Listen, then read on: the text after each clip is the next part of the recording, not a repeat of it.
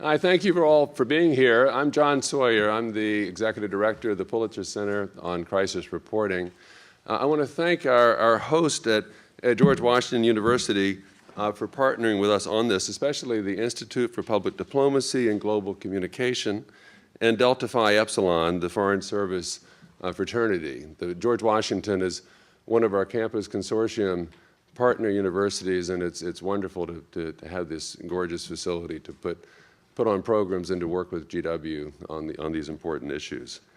I also want to thank all of you for your interest in the Lord's Resistance Army and this topic that is very much underreported.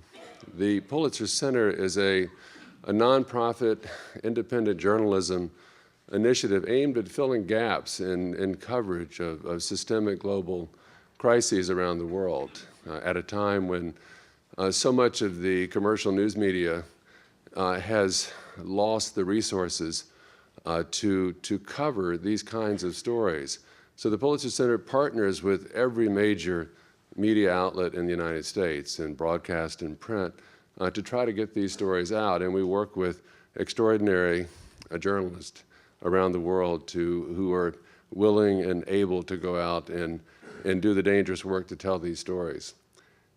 I also tonight especially want to pay tribute to Human Rights Watch, our partner in this initiative on the LRA.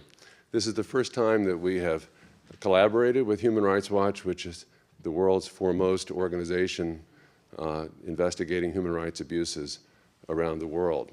And they share our interest in raising the visibility of this issue and trying to engage the broadest American public in these issues. Tonight, we're going to hear from the Human Rights Watch researchers and also from the two journalists who have worked with the Pulitzer Center and with HRW to go out and report what is happening.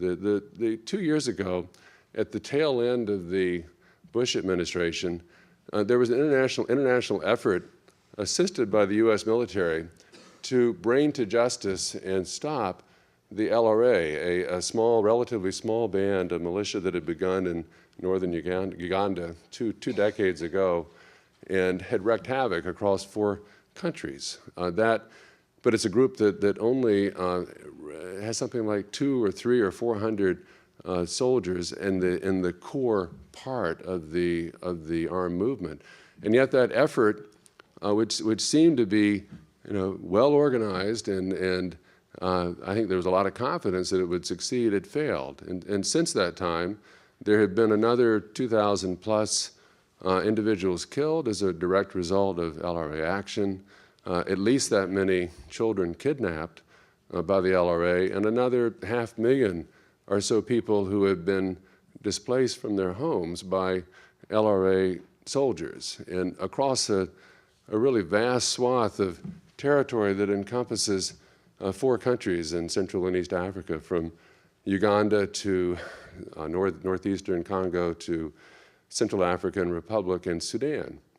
And it's especially appropriate this week as the world is celebrating and expressing its hope for a peaceful future in Sudan, to be aware of the fact that the LRA has operated in southern Sudan and represents a distinct threat to that country's stability in the years ahead. So with that brief introduction, let me turn. We have a lot of ground to cover. We have a lot of expertise on the panel and also in this room. I hope that we'll have time for questions afterward.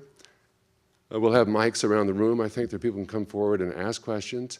We're going to go through I'll introduce each of the panelists in turn, beginning with Anneke Van Woudenberg, who is the senior researcher for Human Rights Watch for Africa and has been working in Congo for the last 10 plus years. And she is recognized as one of the world's foremost experts on the conflict in Congo and in the surrounding region. She's a native of the Netherlands, but she's now based in London. And we'll begin, and she's going to give us, each one of the panelists are going to speak, I think, for about 8-10 minutes. And Anneke, we've asked to give us a sense of the history and the context of where the LRA came from and what the what the threat represents by them. So with that, let me turn it to Anneke.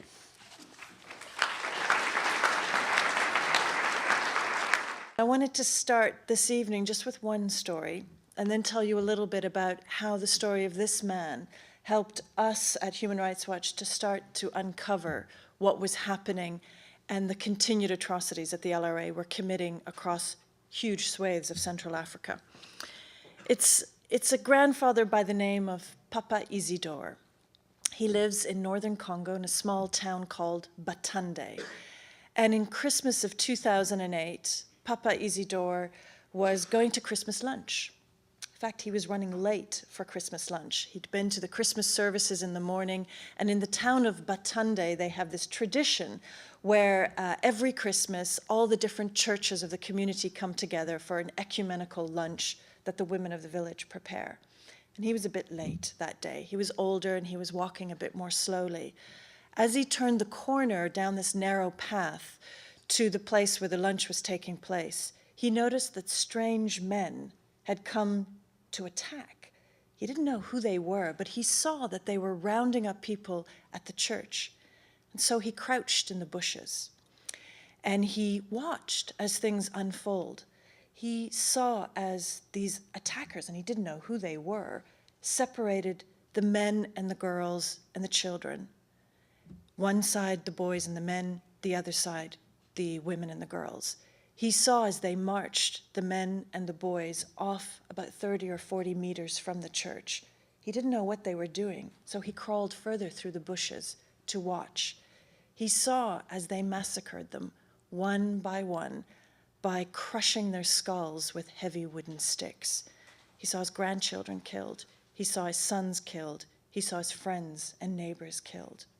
He was so shocked that he didn't know what to do, and he ran back to his home, and he told us later, "I just sat there trembling. I couldn't stop trembling." He then waited a little while, and he heard that these attackers, unknown to him, were celebrating.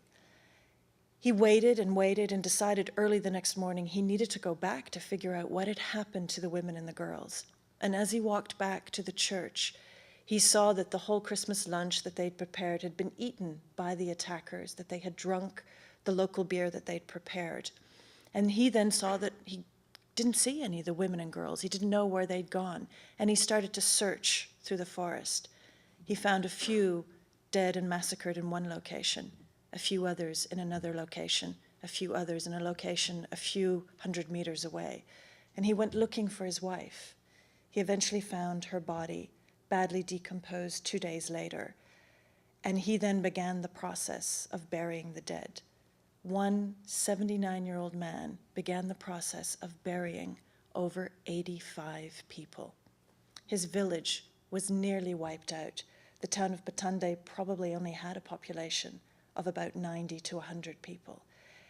He then told us as we came a few weeks later, Ida Sawyer, who you'll hear speaking afterwards, and myself, he told us what he'd found. He took us to the location, and he went with us, name by name, of all those who died and who were killed. And it was one of those haunting, deeply troubling moments, and yet the bravery of this grandfather who had done the burying, who then wanted the world to know what had happened. He wanted those names recorded. He wanted people like you, like me, to know that this meant something, that this was important, and he wanted to know who were these people, who attacked his village. Those people were the Lord's Resistance Army, the LRA.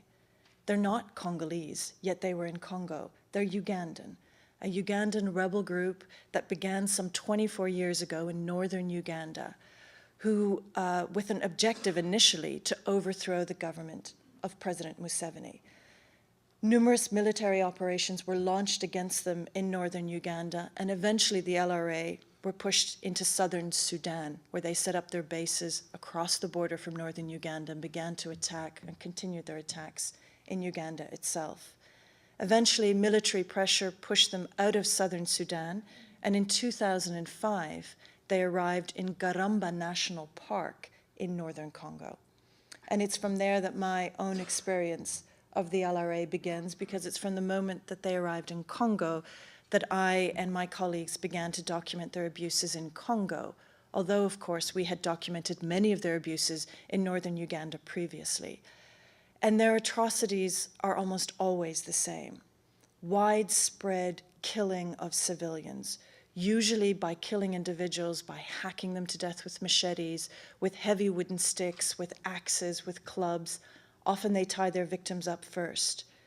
Their other notorious act that they do is to abduct children.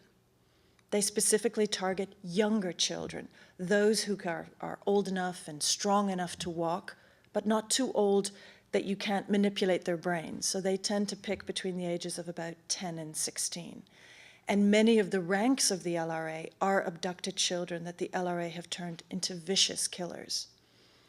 Once they arrived in Congo, there was an attempt at a peace process with the LRA known as the Juba Peace Process. It went on for about 2 years in an attempt to get Joseph Kony, the leader of the LRA, to agree to give up his arms and for this problem to end. That peace process did not succeed. Joseph Kony never came forward to sign the peace agreement. And in December of 2008, a military operation led by the Ugandan army, with support of the United States, began against the group. And they attempted to launch a strike on the LRA's bases in Garamba National Park, as I said, supported by US assistance, intelligence, and financial support. The strike missed. It didn't get Joseph Kony nor any of the other senior leaders of the LRA. And they broke out of their camps into multiple different directions, and in Christmas of 2008, launched targeted, simultaneous strikes on numerous villages in northern Congo. One of them was the village of Papa Isidore, and there they killed 85 of his neighbors and members of his family. But it wasn't the only place that was attacked during those Christmas massacres. And from that moment on, we saw wave after wave of continued attacks by the LRA on not only Congolese civilians, but also they stretched out across the border into the Central African Republic. And tonight you're going to hear a few more of those stories that started in December of 2008, but continue as we sit here today. The LRA continue to carry out their murderous campaign of targeting civilians and of abducting children. Because we're in Washington, I think it's also important to say that there has been some very interesting developments here in DC on trying to tackle the problem of the LRA. And it's what frequently keeps me coming back to Washington, because some new energy has come out of the US Congress and the Obama administration on trying to deal with this problem. And it is a tough issue to deal with, but it's not impossible. There are not thousands of LRA out there. They roughly number between 200 to 400. And so I don't know if any of you followed this, but in May of last year, of 2010, President Obama signed legislation that had been passed by Congress to deal with the problem of the LRA. That legislation required the Obama administration to come up with a comprehensive strategy on how to tackle the problem of the LRA together with the countries of the region, because the military operation by the UPDF, the Ugandan army, has continued. That gave new energy to trying to find real and lasting solutions to the problem. And in November of last year, November 2010, just before Thanksgiving, the Obama administration published a strategy, 30-plus page document, saying what the US would be doing to try and end this problem. Probably through the questions and answers, we'll talk a bit more about that, but I myself, who've kind of followed the issues of the LRA, have sensed a renewed energy on what should happen on trying to tackle this problem. But we're not there yet. Joseph Kony is still out there, as are two of his senior leaders who are wanted on arrest warrants from the International Criminal Court. We see renewed energy, but we don't yet see enough action on the ground to deal with this problem. And I think it's awareness by all of you and others like you. We need to push more. The US administration, we need to push the United Nations and others to really tackle this problem. I don't want to keep going back to villages like Batande or other places to keep hearing the stories of people like Papa Isidore. What's happening is not only just plain wrong, which it is, but it's really important we find an answer to that, not only for the people who are the victims, but for stability in this Central African region. And as John said, this question about how this affects South Sudan, I think, is of great importance to us all. So that's a brief outline. A lot more to come from many of us, and I'll be happy later on in the questions and answers to answer more questions about that. But keep in mind Papa Isidore, because he's still alive, and he lives in Daruma and is desperate for people to help and to hear his story. And I'm always glad when I can bring his story to people. Thank you.